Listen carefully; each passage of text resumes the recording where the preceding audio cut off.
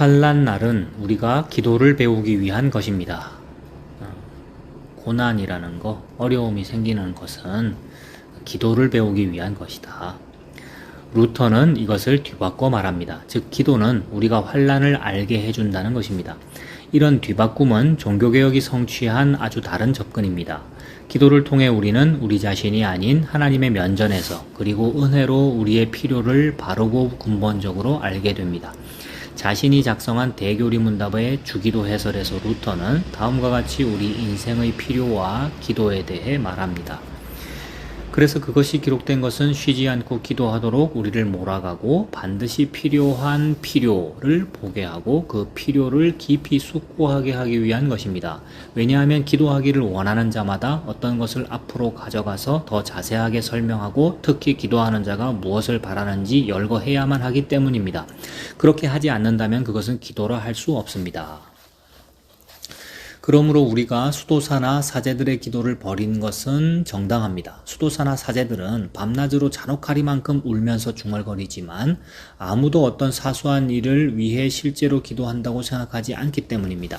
모든 교회와 성직자들을 함께 불러 모은다면 아마 그 사람들은 모두 한 방울의 포도주를 위해서조차 기도해 본 적이 없다는 것을 인정해야 할 것입니다. 왜냐하면 모든 교회와 성직자들 중 아무도 하나님께 대한 순종과 약속에 대한 믿음 때문에 기도하러 왔다거나 무엇인가 필요하다고 느꼈기 때문에 기도하러 온 것이 아니기 때문입니다.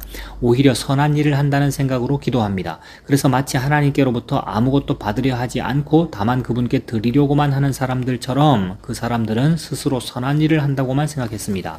그러나 진실로 기도하기를 원하는 사람은 진지해야 합니다. 왜냐하면 우리를 짓눌러 부르짖고 소리치게 하는 자신의 필요를 몸으로 느끼기 때문입니다. 그래서 기도는 즉 기도를 위해 어떤 준비를 해야 하는지를 배우지 않고서도 또는 기도에 대한 어떤 경건한 생각을 하지 않고서도 드릴 수 있는 것입니다. 하지만 우리 자신이나 다른 사람에 대해 염려해야 하는 필요는 주기도문에서도 충분히 발견할 수 있습니다. 그러므로 우리는 주기도문이 우리에게 필요한 것을 상기시켜 준다는 것을 기억하고 조심스럽게 진심으로 주기도문을 붙잡아야 합니다. 이것은 지체하지 않고 기도하도록 하기 위한 것입니다. 우리는 부족한 것이 항상 넘치도록 많지만 그것을 느끼지도 알지도 못합니다. 그러므로 하나님께서는 우리가 그런 필요와 소원을 그분 앞에 내려놓기를 바라십니다. 이것은 하나님께서 우리의 필요와 소원을 모르시기 때문이 아니라 우리의 마음이 우리의 필요와 소원을 향해 열정적으로 자극되어 우리의 외투를 펴고 열어서 많은 것을 받도록 하기 위해서입니다. 루터는 수도사들이 울면서 중얼거리는 예전적 형식주의를 진심으로 거부합니다. 루터는 이것을 살인적이라고 부릅니다. 수도사들은 밤낮으로 기도합니다. 소람스럽기만 할 뿐 수도사들의 기도에는 현실에서 필요한 것들을 위한 제목이 없습니다. 자기들에게 필요한 것이 무엇인지도 모릅니다. 하나님을 향한 실제 순종도 없고 약속에 대한 믿음도 없습니다. 수도사들은 공로에 대한 강박관념에 사로잡혀 기도합니다. 하나님께 뭔가를 드리려고는 하지만 하나님께로부터 아무것도 받으려고 하지 않습니다. 이런 말에서 우리가 상기할 수 있는 것은 루터의 비판이 오직 은혜로만 의롭게 된다는 것을 믿는 믿음에서 출발한다는 사실입니다. 기도할 때 우리는 하나님께 어떤 것도 드리지 않고 하나님께로부터 받기만 할 뿐입니다. 기도할 때 우리는 하나님께 어떤 것도 드리지 않고 하나님께로부터 받기만 할 뿐입니다. 이로써 루터는 행위로서 거룩하게 된다는 사상의 뿌리 중 하나를 폭로했습니다. 이 행위 구원은 자신을 가장 거룩한 행위들과 기도의 주인으로 만듭니다. 즉 우리는 하나님께 대한 우리의 의무를 수행해야 하는데 우리가 그것을 다 완수했다면 그래서 우리가 할 수 있는 것을 다 했다면 그 다음에는 하나님 차례라는 것입니다. 하나님께서는 우리가 그분께 요청한 것을 주시되 우리의 공로에 근거하여 쓸 것을 주셔야만 한다는 것입니다. 이런 자세에서 종교개혁 이전에 진행된 신학의 한 퇴보를 볼 수 있습니다. 인간은 자신의 능력 안에 있는 것을 해야 하며 나머지는 하나님께서 하십니다. 즉 하나님께서는 우리가 하지 못하는 부분을 채우신다는 것입니다. 그러나 주님께 나아가 기도할 때 우리는 이런 삶의 자세가 얼마나 잘못됐고 불행한 것인지를 깨닫게 됩니다. 종교개혁 기념일을 수없이 지켜왔음에도 우리 가운데는 여전히 여러 면에서 중세 경건에서 벗어나지 못한 사람들이 있습니다. 중세시대 그 암흑시대의 그러한 경건한 삶, 그러한 종교적인 신앙생활이 지금도 여전하다. 결코 놀라운 일이 아닙니다. 이 같은 삶의 자세에는 모든 시대의 사람들을 끄는 매우 강한 인간적 매력들이 있습니다. 우리는 기도합니다. 기도는 의무이기 때문입니다. 그러나 기도가 실제로 신앙의 순종입니까?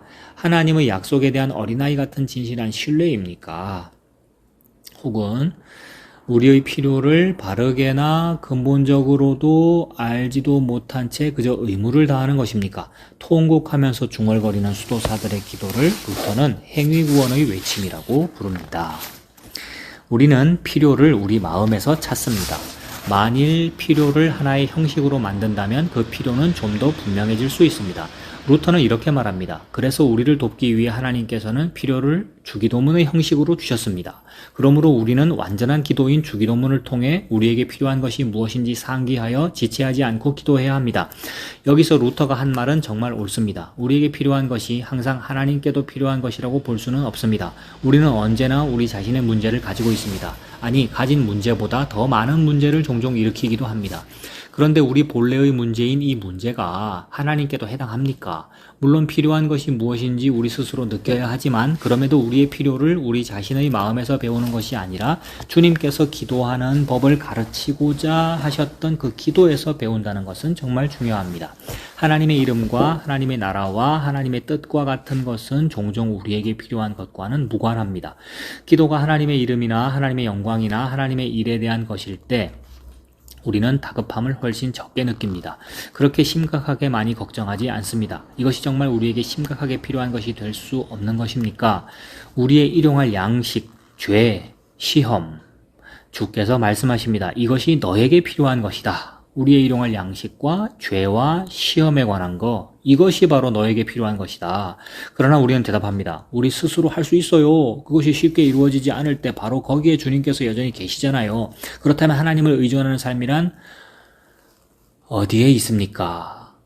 하나님과 화목한 관계를 지향하는 목마름은 어디에 있습니까? 시련과 시험 가운데 있을 때 우리의 연약함에 대한 깨달음이란 어디에 있습니까? 루터는 말합니다. 주님께서 친히 우리에게 가르치신 기도를 통해 우리는 우리에게 필요한 것이 무엇인지 배웁니다.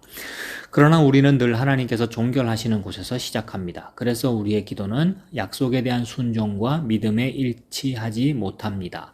어디에서 우리 자신의 비참을 알 수 있습니까? 나의 기도에서. 어떤 기도에서? 그분의 영광과 뜻과 그분의 나라가 우선권을 가진다는 것을 우리에게 말하는 가장 완전한 기도인 주기도문에서. 그런데 우리는 종종 주기도문의 순서와 반대로 기도합니다. 우리가 올바른 순서를 따랐더라면, 즉 하나님의 이름과 그분의 영광과 뜻과 나라를 위해서 먼저 기도했더라면 나머지 것들, 즉 양식에 대한 요청과 용서와 보존을 위한 간구는 훨씬 줄어들었을 것입니다. 루터는 하나님께서 우리가 외투를 펼쳐서 많은 것을 받기를 바라신다고 말했습니다. 하나님께서는 환난 날에 부드럽게 그리고 풍성하게 베풀어 주십니다. 우리에게 부족한 것이 아무리 많아도 우리는 모두 그것을 느끼거나 알지 못합니다. 그래서 주님은 우리에게 기도하는 법을 가르치려고 하셨습니다.